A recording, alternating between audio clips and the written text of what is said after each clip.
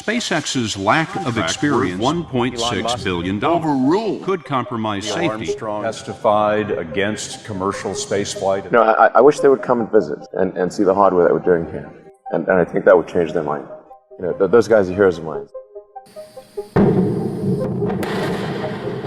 There are many more ways to fail than to succeed. For a rocket, there's like 1,000 ways a thing can fail and like one way it can work. You could have a lot of rocket failures. Liftoff of the Falcon 9 rocket. 3, 2, 1. What I'm trying to do is to make a significant difference in spaceflight and help make spaceflight accessible to almost anyone. There need to be reasons to get up in the morning. You know, life can't just be about solving problems. Otherwise, what's the point? There's got to be things that people find inspiring and make life worth living. If somebody is doing something that is useful to the rest of society, I think that's a good thing. Like, it doesn't have to change the world. Like, if you're doing something that has high value to people, I think that's fine. Like, stuff doesn't need to be changed the world just to be good. Depending on how well you want to do, particularly if you're starting a company, you need to work super hard. And I mean, if you do simple math, say like, okay, if somebody else is working 50 hours and you're working 100, you'll get twice as much done in the course of a year as the other company. I am somewhat impulsive, and I don't really want to try to adhere to some CEO template. A natural human tendency is wishful thinking. A challenge for entrepreneurs is to say, well, what's the difference between really believing in your ideals and sticking to them versus pursuing some unrealistic dream? That is a really difficult thing to tell. Can you tell the difference between those two things? I think certainly being focused on something that you're confident will have high value to someone else, and just being really rigorous in making that assessment. I think certainly extremely tenacious, and then just work like hell. I mean, you just have to put in, 80 to 100 hour weeks every week. I mean, I think it's like quite painful and difficult. So all those things improve the odds of success. I came to the conclusion that if we can advance the knowledge of the world, if we can do things that expand the scope and scale of consciousthen we're better able to ask the right questions and become more enlightened, and that's really the only way forward. That's unreal. Space is hard, and rockets tend to fail, unfortunately.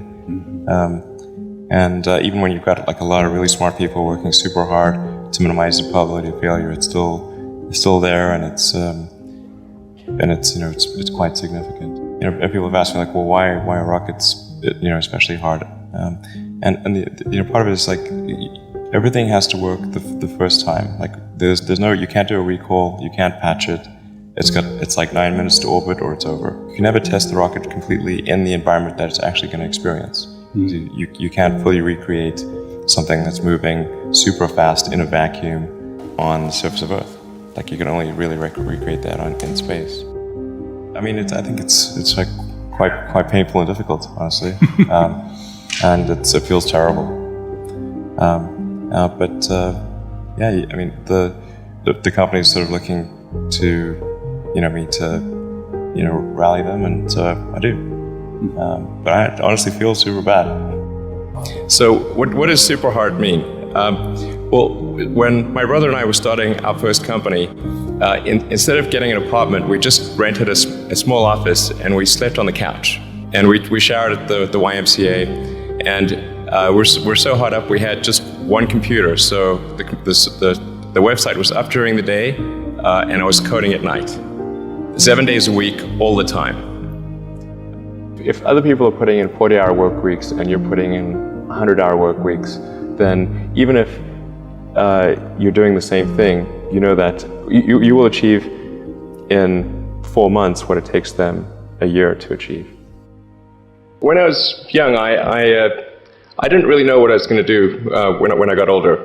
People kept asking me, but then eventually I thought that the idea of inventing things would be really cool. And the reason I thought that was because I read a quote from Arthur C. Clarke, which said that a sufficiently advanced technology is indistinguishable from magic, and that's really true.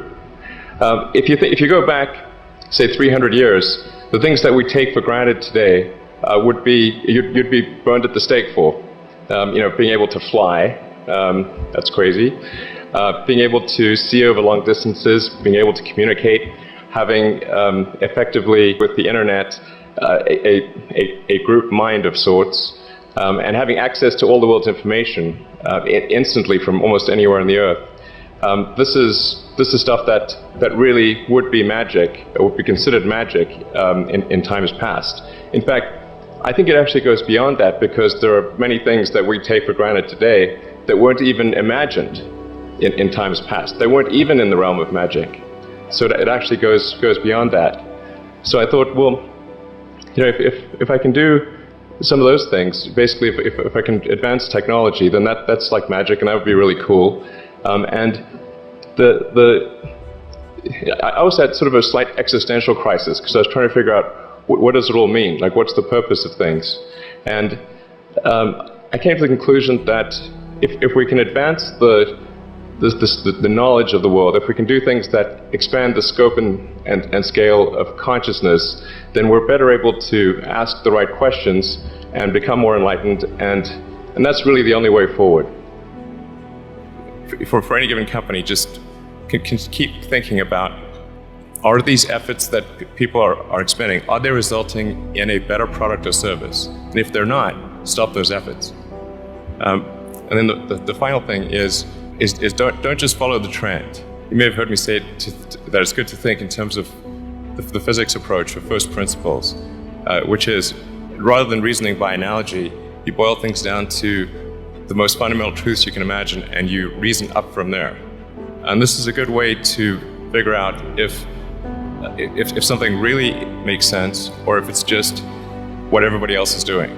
It's hard to think that way. You can't think that way about everything. It takes a lot of effort. But if you're trying to do something new, it's the best way to think. And that framework was developed by physicists to figure out counterintuitive things like quantum mechanics. So it's really a powerful method.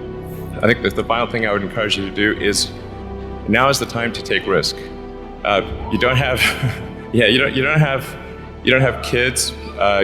Your obligation. Well, sorry.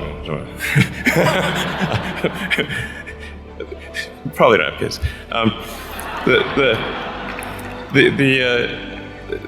But as you get older, your obligations increase. So and once you have a family, you start taking risk not just for yourself, but for your family as well. It gets much harder to do things that might not work out.